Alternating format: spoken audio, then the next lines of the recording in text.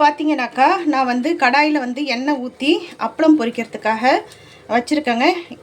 எண்ணெய் வந்து நல்லா வந்து சூடாயிடுச்சு. அப்பளத்தை வந்து நம்ம பொரித்து எடுத்துக்கலாம்.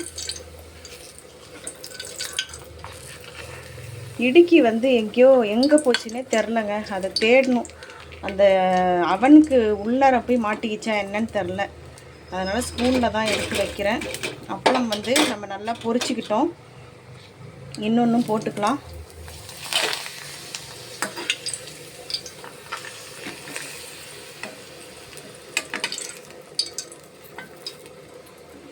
அப்பளம் பொரித்து எடுத்துட்டோன்னா ஒரு வேலை முடிஞ்சிருங்க. 2 அப்பளம் தான், எவ்வளோ வேணுமோ அவ்வளோதான் பொரிச்சிருக்கேன். அப்பளம் பொரிச்சுக்கிட்டேன். அப்புறமா இங்கே பார்த்தீங்கன்னாக்கா நேற்று வச்ச காரக்குழம்பு சூப்பராக இருக்குது.